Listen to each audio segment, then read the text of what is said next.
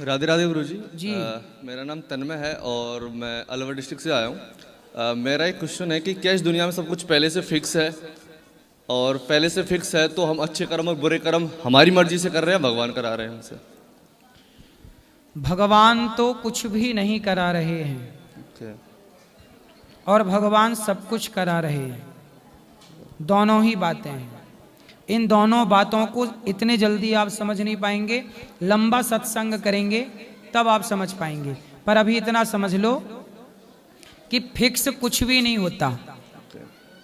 आपको भगवान ने, देखो आपके घर में बिजली है जी। अब बिजली का पॉइंट तो है, अब उसमें हीटर चलाना है कि एसी चलाना है ये आप डिसाइड करेंगे, बिजली डिसाइड नहीं करेगी। जी जी है ना जी। एसी चलाओगे तो कमरा ठंडा हो जाएगा, हीटर चलाओगे तो कमरा गर्म हो जाएगा। उसी तरह भगवान ने आंखें दे दी, आंखों में देखने की पावर दे दी, कानों में सुनने की पावर दे दी, पाँव पे चलने की पावर दे दी, हाथ में काम करने की पावर दे दी, वाणी पे बोलने की पावर दे दी। ईश्वर ने आपको पावर दिया है, शक्ति दी है। अब उस शक्ति को अब इन हाथों से या किसी माँ के बूढ़े के पांव दबा दो या किसी की गर्दन दबा दो। जी। आपके हाथ से दोनों चीजें दबाई जा सकती हैं, पांव भी दबाए जा सकते हैं और गला भी दबाया जा सकता है। ईश्वर ने पावर दिया है, इन हाथों में ताकत है। अब इस ताकत का यूज कहाँ करना है, गला दबाने में कि पांव दबाने में, ये आपको अपनी बुद्धि से डिसाइड करना पड़ता है। ईश्वर ने सबको अक्ल दे रखी है, क्या सही है क्या गलत है। आपको पता है ना कि शराब पीना गलत है जी। आपको पता है ना मांस खाना गलत है जी। फिर क्यों खाते हो? खाते हो तो पाप के भागीदार आप हो।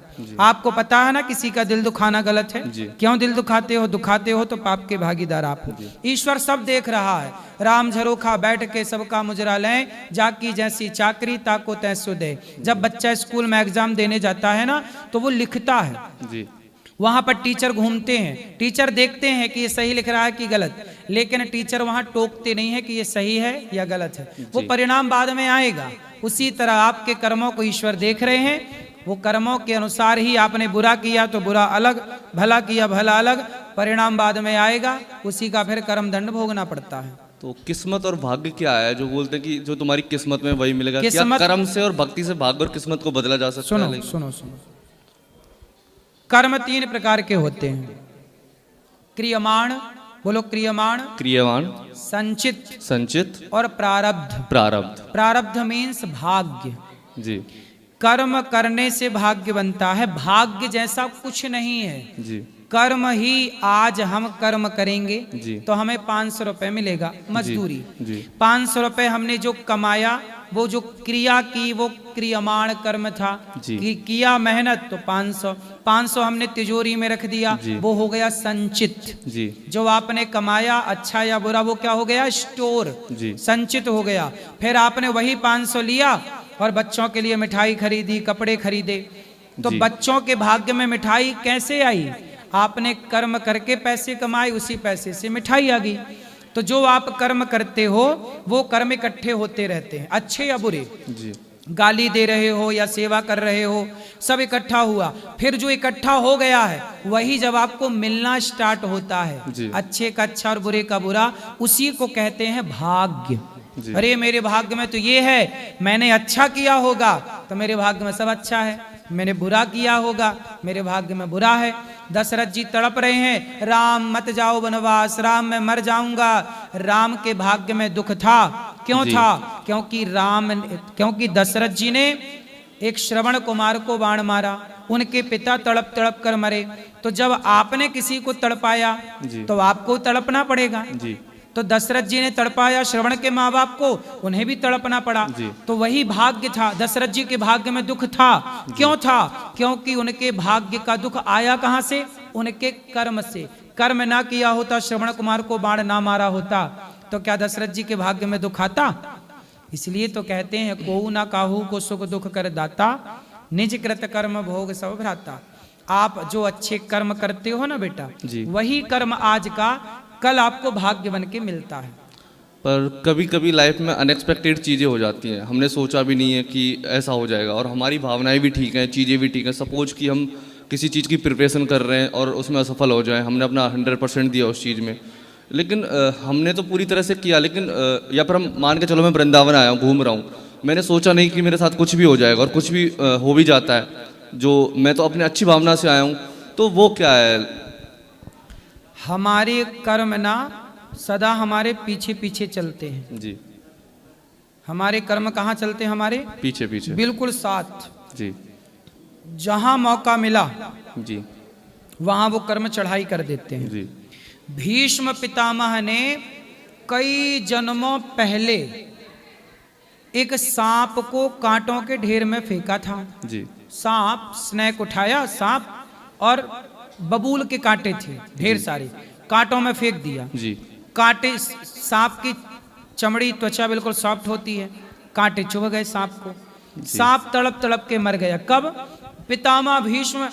ये पितामह भीष्म के कई मतलब 20 जन्म से अधिक पुरानी घटना है, 20 जन्म पहले। जी अब वो सांप के कष्ट दिया ना, जी तो वो कर्म अब इनके संग संग चलता है, चलता। कहीं मौका नहीं मिला। जी सांप को कांटे पर फेंकने के बाद पितामह भीष्म के कई जन्म हुए, पर पितामह को दुख नहीं मिला। लेकिन इस बार जी कर्म जब संग संग थे ऊपर ऊपर, इस बार इन्होंने द्रौपदी के चीर हरण को होता हुआ देख लिया। जी तो कर्मों को मौका मिला। अच्छा, अभी तक तो तुम ठीक ठीक चल रहे थे, पर यहां तुम फिसल गए, किसी नारी का अपमान तुमने देखा और रोका नहीं, तो वो कर्मों को मौका मिल गया और वो कर्मों ने चढ़ाई कर दी। जी तो हमारा कर्म हमारा दुश्मन भी है और हमारा दोस्त भी है। अच्छा कर्म दोस्त, बुरा कर्म दुश्मन। तो हमारा दुश्मन हमारे संग 24 घंटे रहता है, मौका मिला के चढ़ाई कर देता है। जी तो कई बार अचानक आपके साथ घटनाएं घट जाती हैं, जी कुछ भी हो जाता है, वो अकस्मात आपके कर्मों ने अटैक किया, वो किसी जन्म का था, वो आपको मिलना स्टार्ट हो गया। जी वो कर्म दंड है।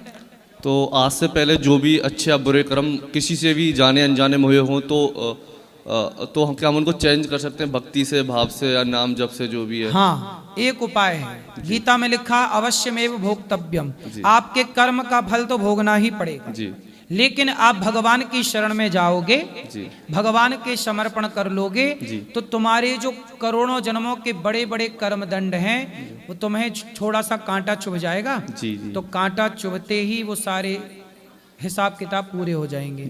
भगवान की शरण में जाने से भगवान सारे पाप, भगवान गीता में यही तो कहते हैं, सर्वधर्मान परित्यज्य माम एकम शरणम ब्रज अहम त्वा सर्व पापेभ्यो मोक्षयिष्यामि मा शुचः। हे अर्जुन, अब तू मेरी शरण में आ। जो मेरी शरण में आ जाता है, वो कितना भी बड़ा पापी हो, कोटि जन्म कोटि विप्र बद लागहि जाऊ, आए शरण तजिए नहीं ताहू।